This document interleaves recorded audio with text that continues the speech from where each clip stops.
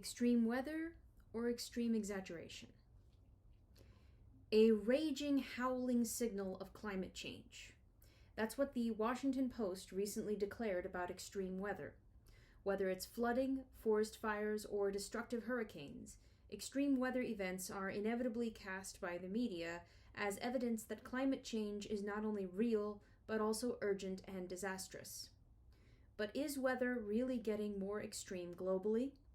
Are there more and more severe droughts, hurricanes, floods, and fires? To answer these questions, I am going to outline what the science says. As a general rule, I will base findings on what the United Nations climate scientists, the Intergovernmental Panel on Climate Change, or IPCC, have found. Their reports are generally considered the gold standard, since their work is careful and robust, written by large teams of top scientists from around the world. To see what we should expect just for the United States, I will also bring in official government findings from the U.S. National Climate Assessment. Many of these findings run against the meta-narrative that everything is getting worse. They seem counterintuitive because we are accustomed to thinking that natural disasters are ever worsening due to climate change. So what really is going on? Part of the problem is the media. Newspapers fill their pages with stories of bad news because everything is just fine isn't a news story. For the past 30 years, polls show, the vast majority of the U.S. population has believed that crime is getting worse, even though statistics repeatedly demonstrate that crime is falling, often quite precipitously. This disconnect can largely be explained by the fact that regardless of how much crime is reduced, there will always be enough to fill newspapers and TV shows every day with horrific stories. Media coverage can help shape a perception that crime is getting more rampant, even if statistics show otherwise. Politicians amplify the problem by talking up crime to show themselves tough on crime, and so statistical reality and public opinion diverge even further. We are witnessing a similar dynamic when it comes to the effect of climate change. Stories of extreme weather are dramatic. Flames engulfing Los Angeles highways, reporters bracing themselves against heavy rains and winds on camera, flood victims rowing through what used to be city streets. Unsurprisingly, people are riveted, and the media dishes up as many of these stories as it can. Global warming is an easy shorthand for explaining these disasters, and many politicians leap in to proclaim themselves tough on climate change. The scientific facts are left behind because the narrative feels true. You would think that our experience of the weather should be one thing that is completely separate from our political identities. If a Democrat and a Republican look out the window, they should both have the same experience of the weather. Amazingly, that's not true. Democrats, who are much more worried than Republicans about climate change, are far more likely to believe that droughts, floods, wildfires, and hurricanes where they live have become more frequent or more intense in the last decade, and conversely, Republicans are much less likely to believe so. It is astonishing to think that people literally living in the same place as you might have a wildly different experience of the weather based on their political views. But it makes sense. Someone who is afraid of climate change will think, that last storm I experienced felt worse than others. That must be climate change. Similarly, someone relatively unconcerned can always go back in time and think, yeah, but the 1935 hurricane was much worse. Both of these sentiments are understandable and underpin the need to ground our approach in more than sentiment alone. It's a classic image of climate change. Dry, red soil broken up by horrendous drought. Indeed, many arguments for carbon cuts are based on the belief that droughts have already worsened because of climate change. But in their last major global level report, the UN's climate scientists didn't find that to be true.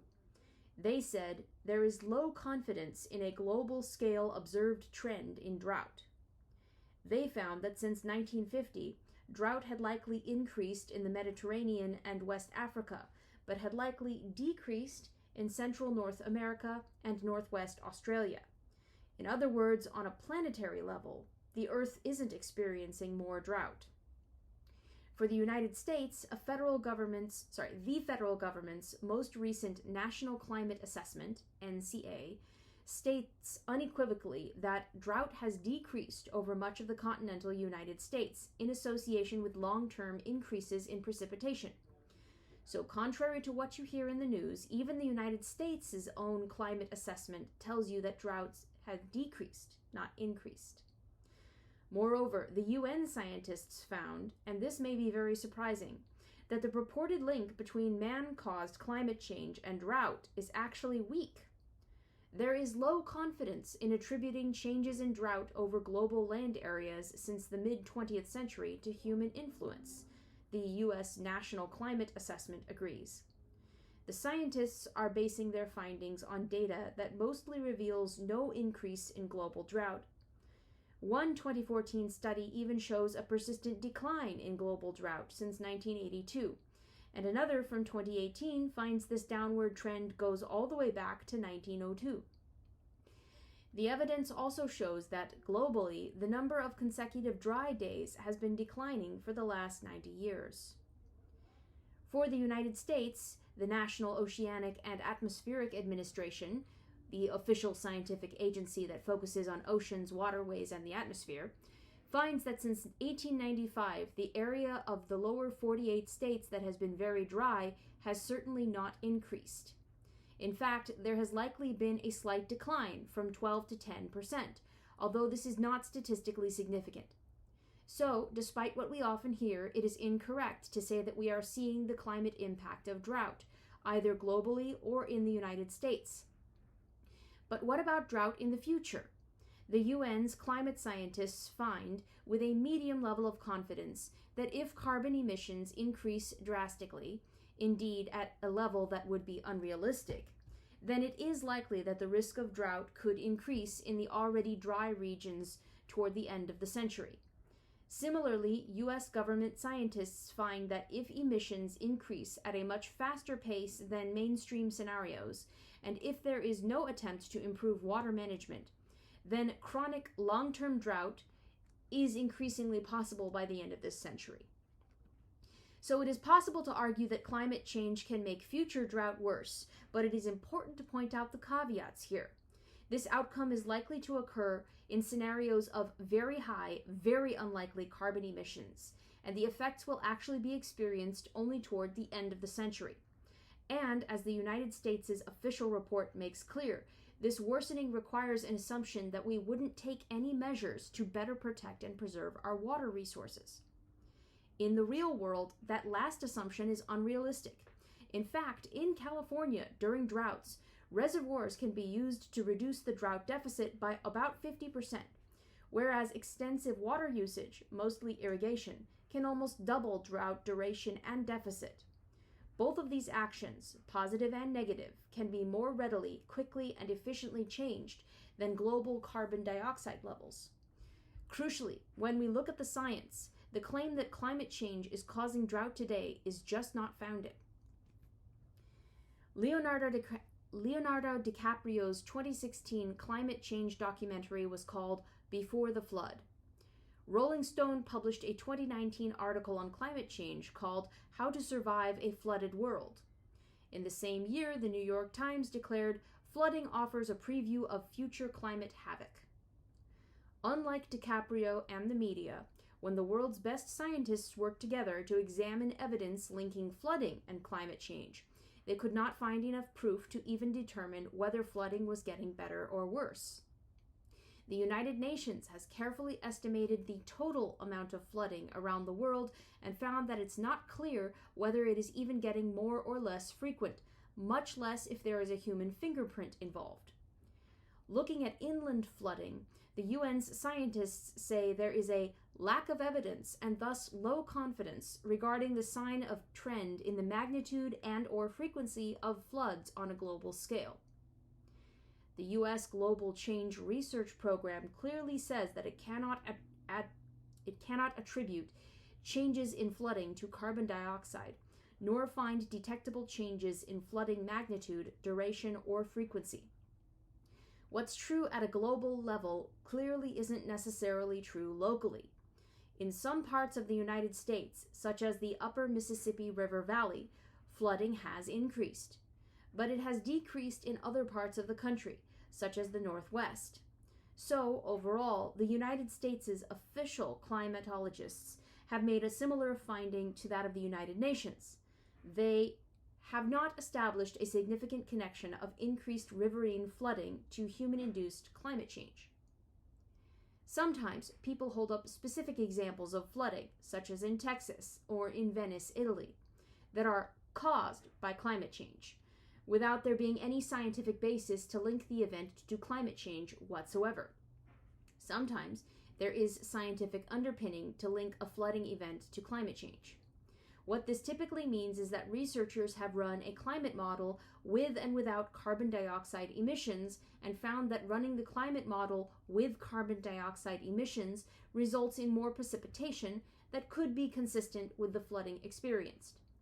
But we need to stop and think harder about this. If we look at computer models only when there is a flood and then sometimes say, aha, we are ignoring all the places where there was no flooding.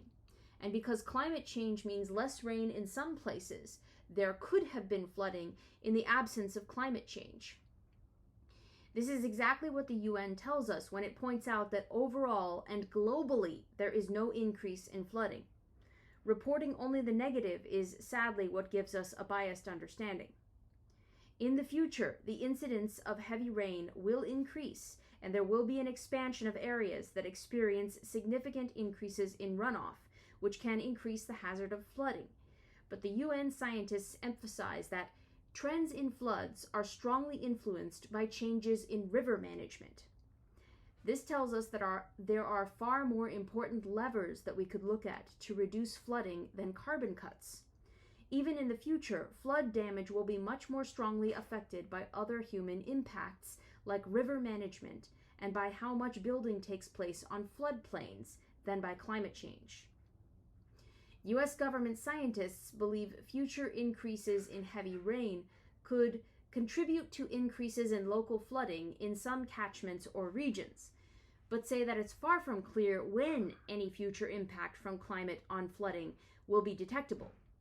We know flooding cannot currently be linked to climate, and the U.S. government even points out that we don't know yet when or if we will be able to claim so in the future.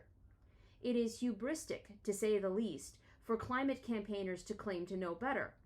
Indeed, a 2018 study pointed out that, despite widespread claims by the climate community that if precipitation extremes increase, floods must also. It actually appears that flood magnitudes are decreasing.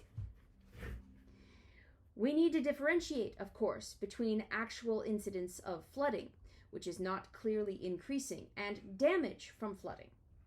Images of damaging floods are often used, whether by DiCaprio, Gore, or the world's media, as one of the clear examples of a world already being transformed by climate change. But when we hear the claim that flooding costs are skyrocketing because of climate change, we need to consider the increase in costs resulting from the growing number and value of houses in harm's way, as we saw in Chapter 1, the expanding bullseye effect. It is true that inflation-adjusted total flood costs in the United States, on average, rose from $3.5 billion in 1903 to $12.8 billion in 2018. By 2018, the annual cost of U.S. flooding was 370% of what it used to be in 1903. But the number of housing units in the U.S. has increased much, much more. By 2017, there were 750% as many housing units to be damaged as there had been in 1903. A flood today will, on average, make 7.5 houses awash with water, compared to a similar flood in 1903 affecting just one house. Moreover, each of these houses has become much bigger, it's worth more, and is filled with many more valuable items. Since 1970 alone, the average house size has increased by half, and the price has almost tripled. One simple way of adjusting for this dramatic change in the number and value of houses is to compare the flood losses with GDP. This is a weaker correction than if we actually had the value of houses in floodplains since 1903, but it still delivers a very clear result. Figure 4.1 shows the total cost of U.S. flooding from 1903 to 2018. It shows that in the early part of the last century, when there were few and mostly cheap houses to be flooded, the average flood still claimed about 0.5% of GDP each year, with the Great Flood of 1913 costing a still unbeaten 2.2%.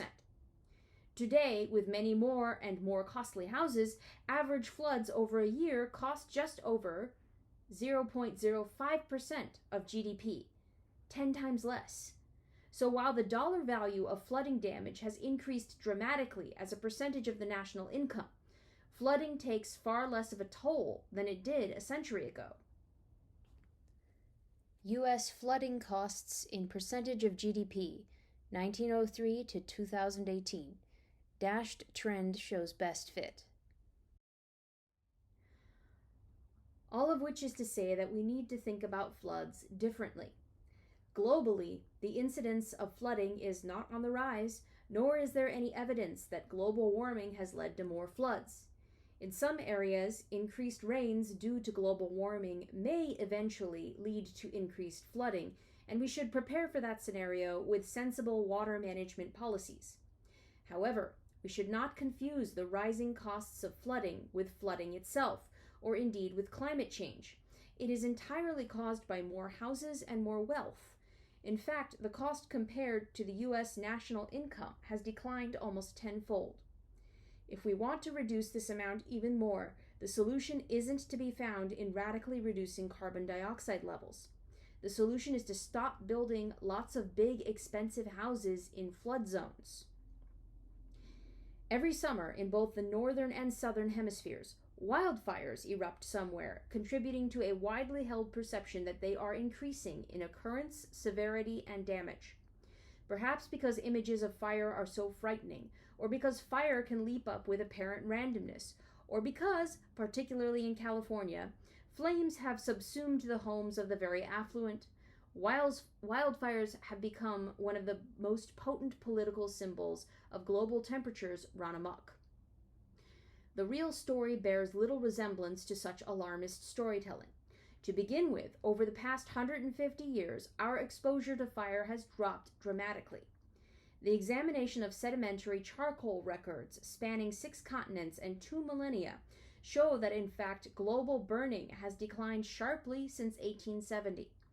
To a large extent, this is because of the so-called Pyrrhic transition, when humans largely stopped burning wood at home and started burning fossil fuels in power plants and cars. This means that today, fire has all but vanished from houses, except those of the world's poorest. By restricting fire to engines and power stations, we have been able to reduce its presence and negative impact in the rest of the world. There is plenty of evidence for a reduction in the level of devastation caused by fire, with satellites showing a 25% reduction globally in burned area just over the past 18 years. And the primary factor in the reduction in global burned area over the past 110 years is human activity. When more people started planting crops, they wanted to avoid fires, and did so with fire suppression and forest management. In total, the global amount of area burned has declined more than 540,000 square miles, from 1.9 million square miles in the early part of the last century to 1.4 million square miles today. Recently, scientists undertook a global simulation and found that the area burned for crops and pasture has increased globally since 1900. However, the amount of burning of undisturbed land and of land that was previously disturbed but is recovering has declined more. Overall, that has had the effect of reducing the total annual burned area by 1/3. None of this is to say that wildfires are not a problem. Wildfires in the United States, particularly in California, get a huge amount of global attention. Government scientists undertaking an official 2018 assessment concluded that the incidence of large forest fires in the western United States and Alaska has increased since the early 1980s, and they projected these will increase further with higher temperatures. Indeed, we see an increase in area burned from the 3 million acres burned on average in the 1980s to the 7 million in the 2010s in figure 4.2. However, this increase is still very small compared to the annual rates of burning we saw in the early part of the last century, with 39 million acres burned on average in the 1930s. So while climate change is likely increasing the amount of land burned by wildfire, and that is something we should take seriously, it does so from a very modest level compared to historical data. Wildfire burned area in the United States, 1926 to 2019, and estimated burned area 1900 to 2000, broken down by decades. And, importantly, it is likely that most of the increase we are seeing now has little to do with the climate and everything to do with other human activities that we have much more control over. A 2017 study found that where humans are present, climate is less important in determining fire activity. It found that significant human presence, such as closeness to towns and roads, the number of people living in an area, and the amount of land developed can override or swamp out the effect of climate. Indeed, when we look at the U.S. West, the number of homes built in high fire risk zones has increased drastically from 500,000 in 1940 to almost 7 million in 2010. This is more than 3 times faster than the U.S.-wide housing increase over the same period, so of course many more homes are likely to experience wildfire.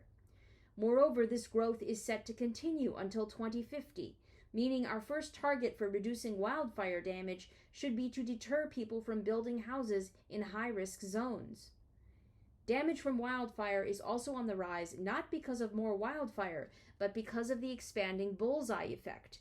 There is no U.S. study looking at this, but an Australian study shows that while the value of property damage by wildfire is on the rise, it is caused by more people and more houses built in high-risk locations. When the damage is adjusted for the number and value of houses at risk, the trend is not increasing. It is actually slightly, but insignificantly, decreasing. We should take wildfires seriously. Global warming will increase the risk of wildfire, though in this century not to the levels mankind experienced prior to the middle of the 20th century. Compared to the year 2000, an unrealistic worst-case high warming trend would increase the burned area globally by 8% in 2050 and 33% in 2100. But even in 2100, this would still be less than the area burned in 1950. For high-risk California, global warming by itself will increase the median burned area by 10 to 15% by the middle of the century compared to 2000. But this increase is small in relation to the 50% increase in the number of houses in the highest hazard zone area over the same period. As with flooding, the best way to manage fire is to focus not on carbon dioxide levels, but on human behavior. Planning decisions are far more important than climate impact. Building codes and regulations are of paramount importance, as are land management policies, to ensure that there are well-maintained fire breaks in forests, and effective firefighting strategies to stop fires from spreading. Above all, if we are serious about reducing future fire damage, regulators and insurance firms need to deliver a harsh but clear message. You just can't live in areas that are a tinderbox. Hurricanes, scientifically known as tropical cyclones, are the costliest weather catastrophes. The costs of U.S. landfalling hurricanes since 1980 alone amount to 2/3 of entire global catastrophic weather losses over that period. Hurricane Katrina, 2005, Sandy, 2012, Harvey, 2017, Irma, 2017, Florence, 2018, and Dorian, 2019, have all been used to argue that global warming is making extreme weather worse. But this is not what the peer-reviewed science says. The UN's climate scientists looked at the evidence and concluded that, globally, hurricanes are not getting more frequent. They find no significant observed trends in global tropical cyclone frequency. They do find an increase in storms in the North Atlantic, but link this to air pollution.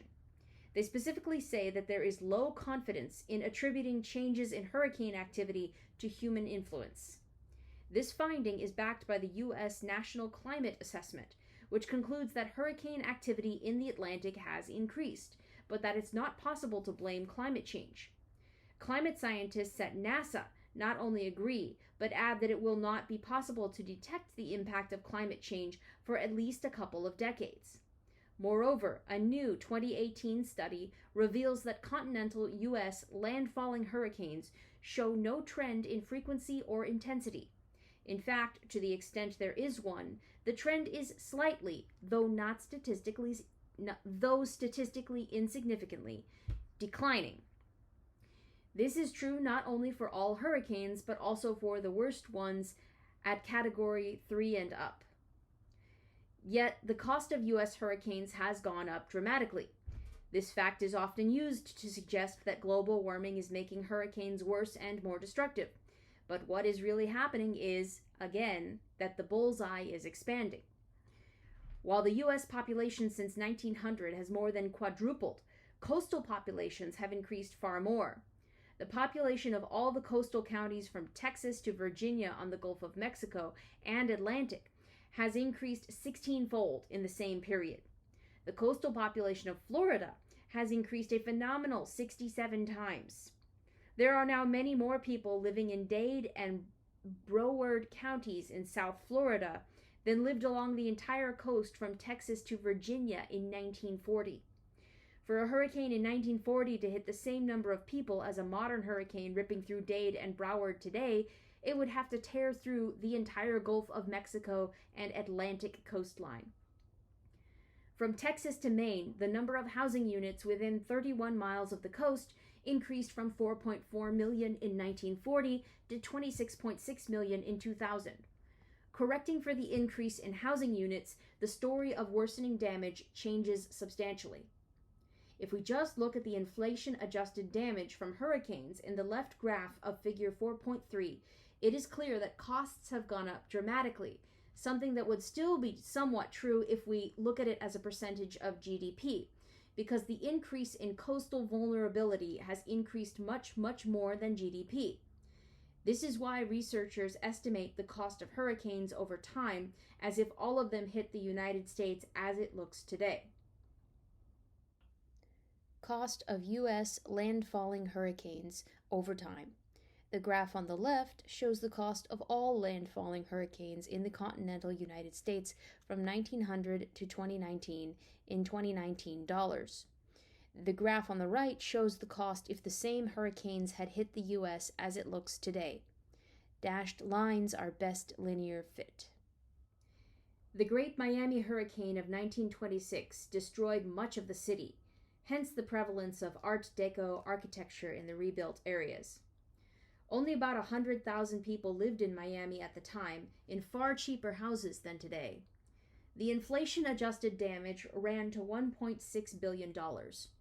A hurricane of the same size and ferocity tearing down the same path today would be the costliest U.S. weather catastrophe ever, causing damage worth $265 billion. Modeling all the 200-plus hurricanes that have landed in the United States from 1900 to 2019 as if they landed today corrects for the expanding bullseye effect and reveals no significant increase in hurricane-adjusted costs. And this isn't only true for the United States. Similar results are found when scientists look at Australia and China.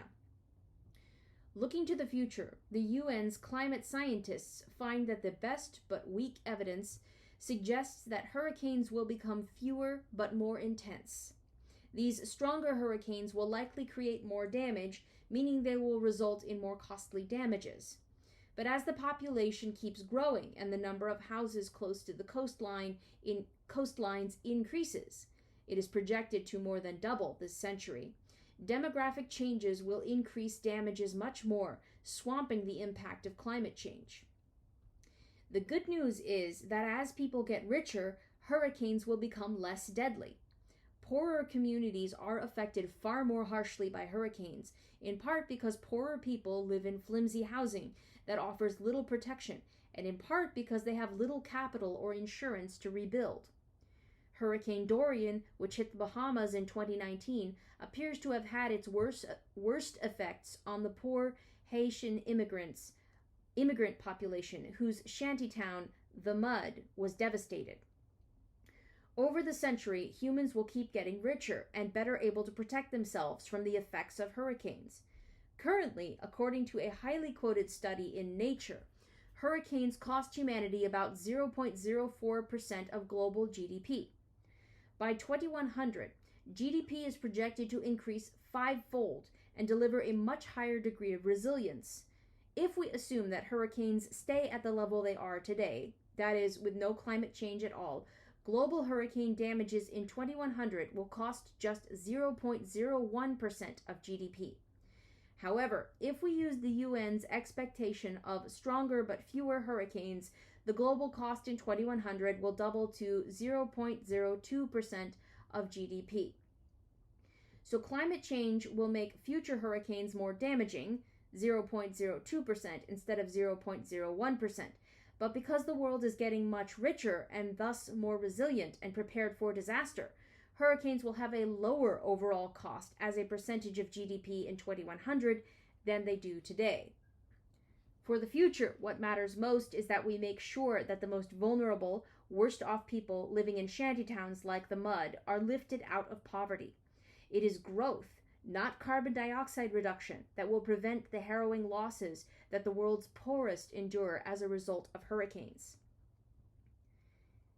Because of the expanding bullseye effect, the property damage wrought by extreme weather is increasing dramatically. But is extreme weather causing more damage to human life? The answer is a resounding no. The world's best database of global catastrophes is kept by researchers in Belgium. It includes the number of deaths each year caused by biological means, such as infectious diseases, political catastrophes, such as the early 1930s man-made famine in Soviet Ukraine called the Holodomor, and earthquakes, volcanoes, floods, and many other natural calamities.